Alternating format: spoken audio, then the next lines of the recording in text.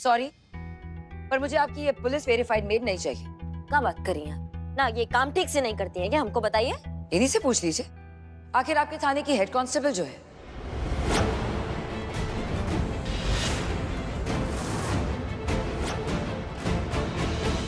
आप लोगों को क्या लगा आप अपनी हेड कांस्टेबल को मेरे घर में मेड बनाकर भेजेंगे और मुझे पता भी नहीं चलेगा? इतने बेवकूफ लगते हैं हम। वैसे मैडम जी, बहुत ही बेवकूफ खेल खेला है आपने। या तो आप किसी होशियार पुलिस को मेरे घर पर भेजते हैं, या तो फिर किसी ऐसे इंसान को जिसे एक्टिंग अच्छी से आती हो। अब ऐसे लापरवाह और घटिया एक्टर को भेजेंगे तो 2 मिनट में पकड़ी जाएगी ना। इतना परेशान किया है कि अब तक कम से कम 4 बार बोल चुकी होंगी कि सच में सुनीता बहुत अच्छा काम करती थी। और तुम होशियार समझती हो खुद को बहुत। तुझे क्या लगा इन पुलिस वालों के साथ मिलकर तू मुझे फंसाएगी और मैं बेवकूफ बन जाऊंगी? बेटा, जितनी तुम्हारी उम्र नहीं है ना, उससे कई ज्यादा सैंडल मेरे कबर्ड में रखे।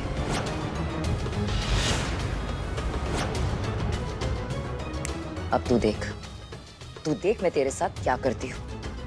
ना तुझे कमाने के लायक छोड़ूंगी ना खाने के, और तुम लोगों को भी नहीं छोड़ूंगी। जिस तरह से तुम लोगों ने नाजायज ढंग से मेरे घर में घुसपैठ करने की कोशिश की है। तुम लोगों को दिन में तारे नहीं दिखाए ना, तो मेरा नाम भी चारुलता नहीं।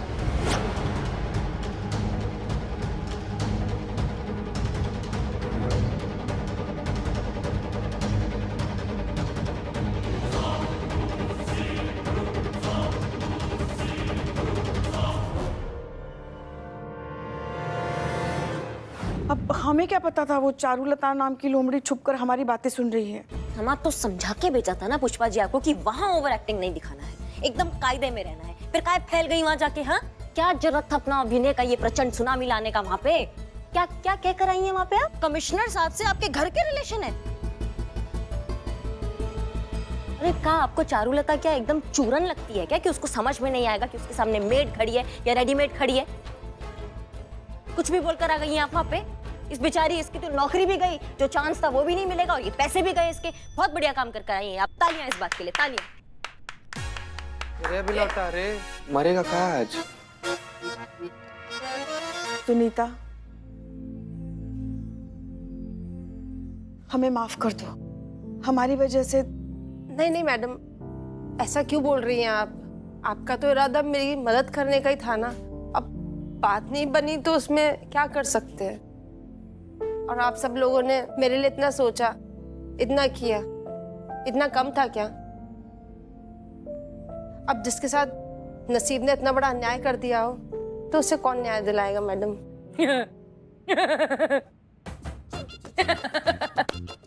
क्या बात है सीना मैडम, उनका नौकरी पैसा सब चला गया और आप हंस रही हैं?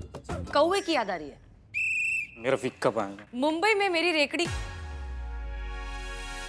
मुंबई में जिन लोगों की वड़ा पाव की रेकड़ी होती है वो अक्सर रात को काम खत्म होने के बाद रेकड़ी के ऊपर छत पे बचे हुए पाव रख देते हैं ताकि रात भर में कौवे उसे आकर खा लेते हैं। इस बात से हमने कौवों के बारे में 2 चीजें सीखी है, एक अच्छी और एक बुरी। बुरी ये कि जब भूख लगती है ना तो कौवे एक दूसरे की चोंच से छीन कर भी खा लेते हैं। भूख के आगे, खाने के आगे कुछ भी नहीं, कोई भी नहीं। और अच्छी बात ये कि जब भी कोई एक कौवा मुसीबत में होता है और वो आवाज लगाता है तो शहर के सारे कौवे इकट्ठा हो जाते हैं उसकी मदद करने के लिए। बात की बात यह है कि चींटियां चाहे तादाद में कितनी भी क्यों ना हो जाए, गन्ना घसीट कर नहीं ले जा सकती। और एक जानवर शरीर में कितना ही बड़ा क्यों ना हो, कौवे उसे अपनी चोंच से मार मार के जख्मी जरूर कर सकते हैं। गजब मैडम ना, मतलब यहाँ पर इतना सीरियस केस चल रहा है और आप यहाँ पर कौवा चींटी पंचतंत्र का कहानी लेकर बैठ गई। तुम सबके सब की ना पावली थोड़ी कम ही लगती है मेरे को। बात यह है यूनिटी, एकता, बॉन्डिंग। अब यही है हमारी इस समस्या का समाधान। हमें अब इस चारुलता मेम साहब को समझाना होगा कि एकता की ताकत का जलवा क्या होता है। और ये होगा कैसे? वो मैं बताएगी नहीं, करके दिखाएगी। संतोष शर्मा, कल सुबह कैमरे के साथ रेडी रहना। जी मैडम सर।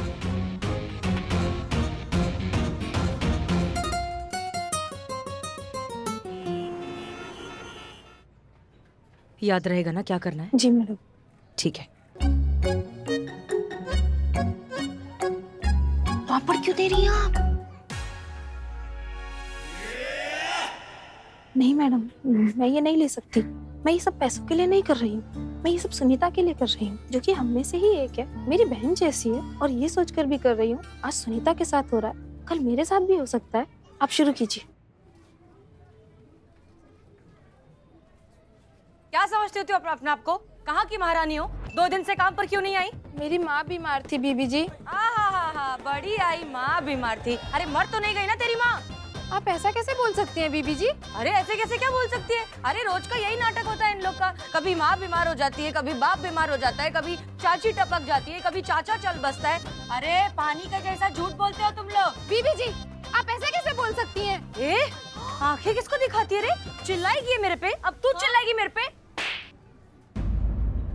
अरे आप ऐसे कैसे हाथ उठा सकती हैं इनके ऊपर? ऐसा उठा के दिखाऊं क्या तेरे पे भी? ये कैसे अंदर कर दी है? पुलिस वाली है तो किसी पे भी हाथ उठाएगी क्या? पुलिस वाली को इससे माफी मांगनी होगी। हाँ माफी मांगनी होगी। हाँ माफी मांगनी होगी। ए चुप! नहीं मांगूंगी मैं माफी किसी से। जो उखाड़ना है उखाड़ लो। हाँ चलो। ऐसे कैसे माफी नहीं मांगेगी? इनको माफी मांगनी होगी। हाँ इन्हें माफी मांगनी होगी। हम लोग पुलिस थाने जाएंगे। पुलिस की गुंडागर्दी नहीं चलेगी। नहीं चलेगी। नहीं चलेगी। पुलिस की गुंडागर्दी नहीं चलेगी। आप ऐसा कैसे बोल सकती हैं? अरे तू चिल्लाएगी मेरे पे? आंख दिखाएगी मुझे तेरी तो? अरे आप ऐसे कैसे हाथ उठा सकती हैं इसके ऊपर? इस पुलिस वाली को इससे माफी मांगनी होगी। हाँ माफी मांगनी होगी। क्या करे इस लड़की का? क्या है ये? हमको पहले ही पता था कि कोई ना कोई बवाल करके जरूर आएगी, कोई ना कोई कांड जरूर करेगी। क्या हुआ चटक चांदनी? कौन किया कांड? तुम की कांड और तुम्हारा कांड हम सबने देख लिया है। हमारा ही गलती है जो हमने तुमको बाहर जाने दिया। अच्छा वो पुलिस की गुंडागर्दी नहीं चलेगी। नहीं चलेगी। पुलिस की गुंडागर्दी नहीं चलेगी। नहीं चलेगी। हसीना मलिक माफी मांगो। मैडम हाँ चिकने। अरे का चिकने? बाहर भीड़ आया हुआ है, बवाल मचाया हुआ है वो लोग। हसीना मलिक माफी मांगो। हसीना मलिक मिल गया तुम्हारे कलेजे में ठंडा? एक और नया बवाल खड़ा करके हमारे थाने के लिए। माफी मांगो। हसीना मलिक माफी मांगो। हसीना मलिक हसीना मलिक। 1 मिनट शांति। हसीना मलिक माफी मांगो। हसीना मलिक माफी मांगो। हसीना मलिक माफी मांगो। अरे शांत हो जाओ, काय के लिए बम बम कर रहे? मतलब क्यों शोर मचा रहे हो? आप यही चाहते हैं ना कि हम आप सबसे माफी मांगे, लेकिन उससे पहले हम आप सबसे कुछ पूछना चाहते हैं। अगर हमने माफी नहीं मांगी तो क्या करेंगे आप लोग? पुलिस कमिश्नर तक जाएंगे, मुख्यमंत्री तक जाएंगे। जरूरत पड़ने पर घर घर की बहनों को इकट्ठा करेंगे और देश में आंदोलन करेंगे। और हसीना मैडम को माफी मांगनी पड़ेगी। माफी मांगनी पड़ेगी। माफी मांगनी पड़ेगी। माफी मांगनी पड़ेगी। वाह क्या बात है! आखिरकार आप सबकी नारी शक्ति जाग ही गई। क्या कुछ नहीं करना पड़ा हमें आपके अंदर की इस दुर्गा को जगाने के लिए? जी हाँ, ये छोटा सा नाटक था आप सबको इकट्ठा करने के लिए।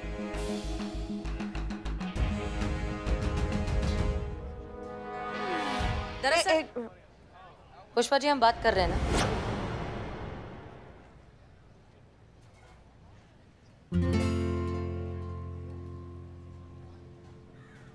दरअसल बात यह है कि आज यहाँ आप सब ने इकट्ठा होकर ये दिखा दिया है कि एकता में कितनी ताकत है। आज आप सब यहाँ खड़े होकर इतने ताकतवर हैं कि एक थाने की एसएचओ को माफी मांगने के लिए आपने मजबूर कर दिया।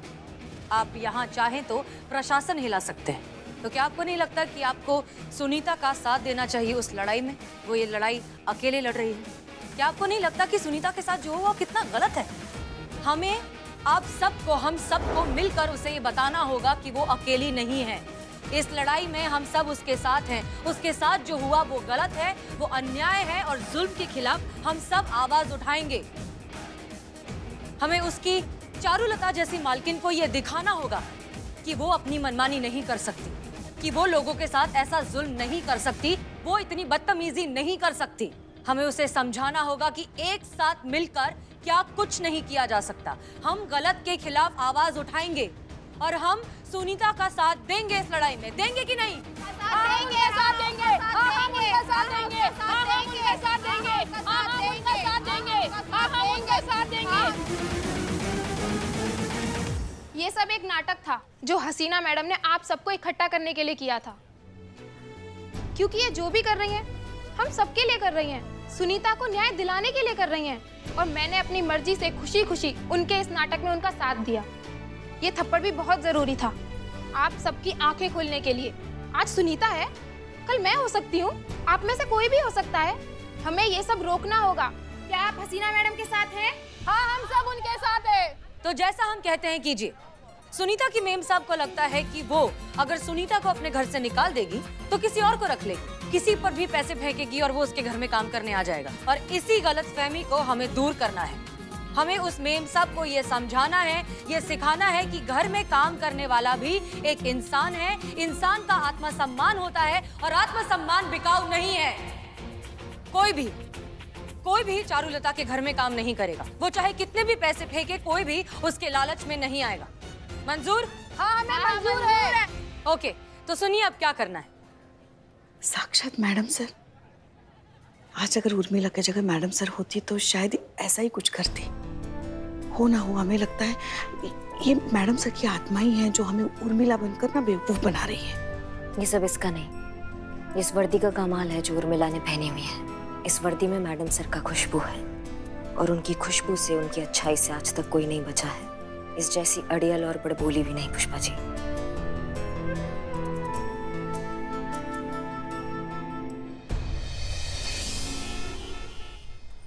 कम बेटा, लेट्स गो।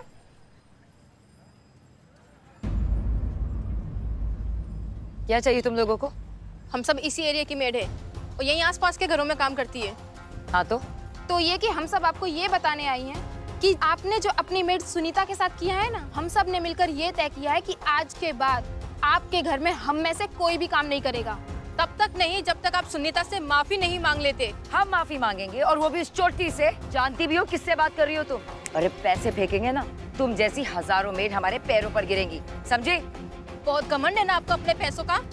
एक बात बता दूं, हर कोई चीज पैसों से नहीं खरीदी जा सकती। ओहो हो, एक 2 टकी की मेड हमको ज्ञान दे रही है। हाँ, हो क्या चीज तुम? एक फोन घुमाऊंगी ना, सीधा अपने गांव पहुंच जाओगी अपने पूरे परिवार के साथ। वही नहीं समझना हमको, समझी?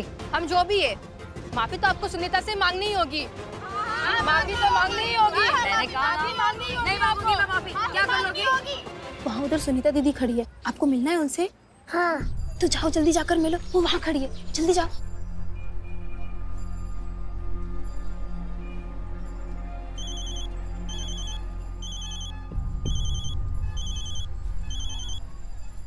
हेलो हेलो चिकने, सुन, याद है ना क्या करने का है?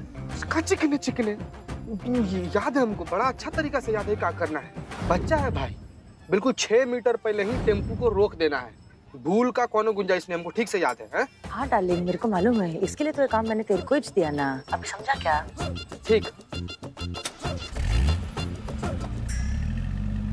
मैंने कहा ना मैं कोई माफी नहीं मांगूंगी। माफी तो आपको मांगनी ही होगी सुनीता से, वरना क्या? पुलिस को फोन करेंगे ना, सबके सब अंदर हो जाओगी। चलो निकलो ऐसे, हटो। चल बेटा अंश। अंश, अंश,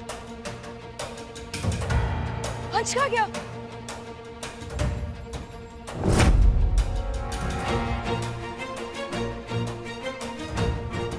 अंश, अंश बेटा।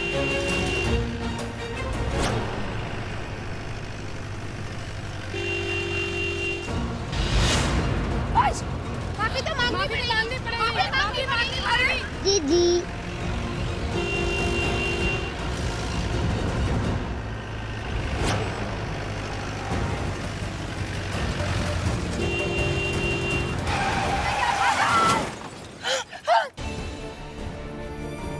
मेरा बच्चा,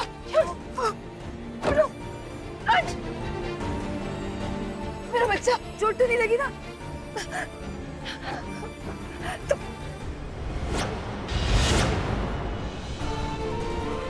ये खून, तुम्हें चोट लगी है क्या? हाँ, दिखाओ मुझे। तुम मेरे बच्चे का पीछा नहीं छोड़ोगी ना? बंदोबस्त कहीं की, आज एक्सीडेंट हो जाता है इसका। आप ऐसे क्यों बोल रही हैं? इन्होंने आपके बेटे की जान बचाई है। अगर आज ये नहीं बचाती तो आपका बेटा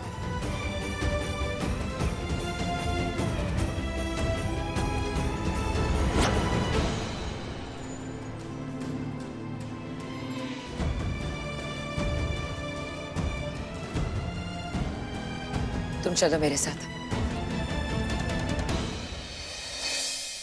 सुनीता को आज मैं यहाँ आप सबके सामने इसलिए लाई हूँ ताकि आप सभी के सामने मैं इससे माफी मांग सकूं।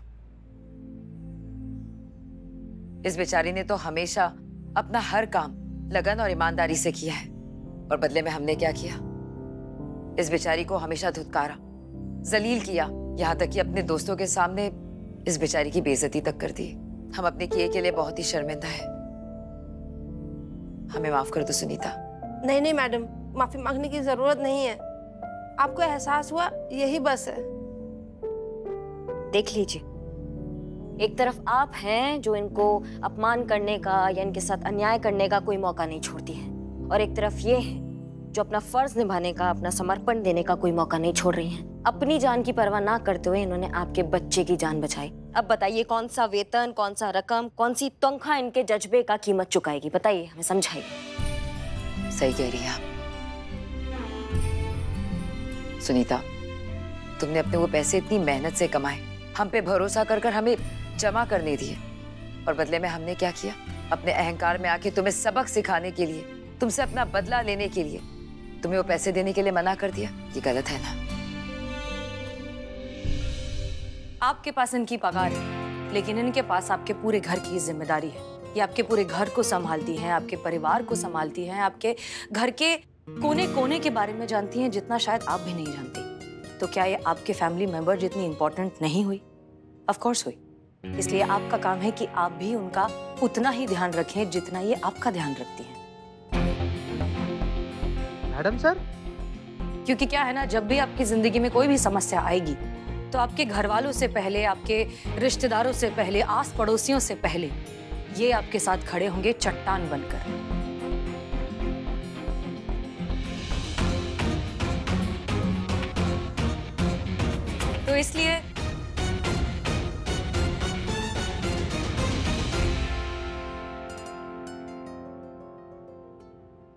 तो इसलिए जितना भी गीला सूखा है सब साफ करने का, गले मिलने का और पंटा सोने का।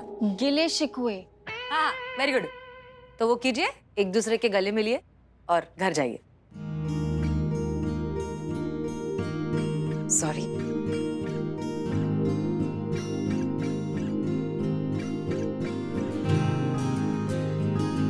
मैं आपसे भी माफी मांगना चाहती हूँ, अनजाने में आपको इतना भला बुरा कह दिया।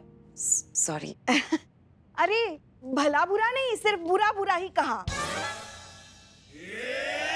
मगर वैसे हमें आपसे माफी मांगनी चाहिए क्योंकि हमने भी आपको बहुत परेशान किया ना, उसके लिए सॉरी।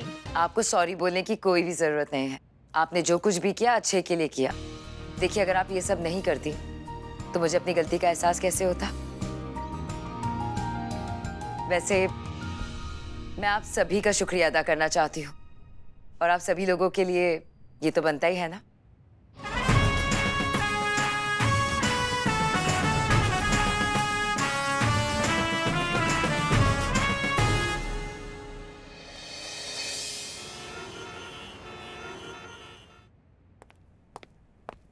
भैया, आपने बुलाया, हमें कुछ बात करना है आपको।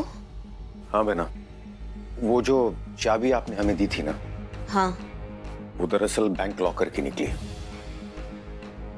पता किया तो पता चला कि वो बैंक लॉकर हसीना मलिक के नाम से है। इसलिए हम उर्मिला को अपने साथ ले गए और उसके जरिए लॉकर खुलवाया। जी, फिर? और उस लॉकर में से हमें ये मिला।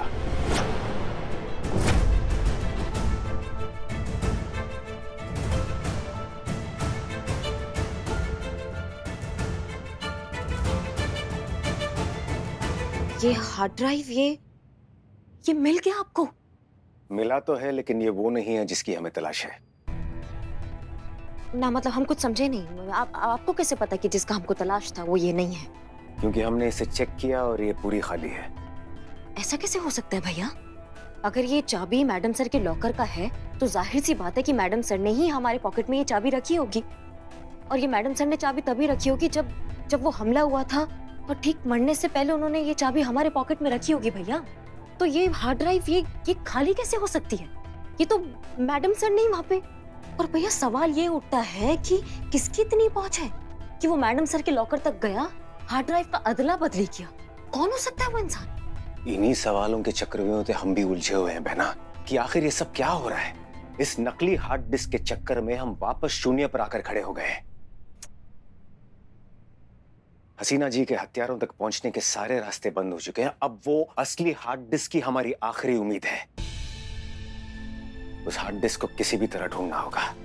ढूंढेंगे भाई, हम जरूर ढूंढेंगे। उस असली हार्ड ड्राइव को भी ढूंढेंगे और उन हथियारों तक पहुंचेंगे जिन्होंने मैडम सर का वो हाल किया। जमीन आसमान हम एक कर देंगे, लेकिन उनका जान ले लेंगे और उसी जगह पे दफनाएंगे जहां उन्होंने मैडम सर पे गोली चलवाई थी। इन्हीं हाथों से हमने मैडम सर का वो खून से लथपथ शरीर उठाया था भैया। अब इन्हीं हाथों से ना हम उनका जान ले लेंगे और उनको जिंदा नहीं छोड़ेंगे, हम जिंदा दफना देंगे। लेकिन ध्यान रखना बहना, अगर वो लोग लॉकर से असली हार्ड डिस्क निकाल सकते हैं तो वो कुछ भी कर सकते हैं।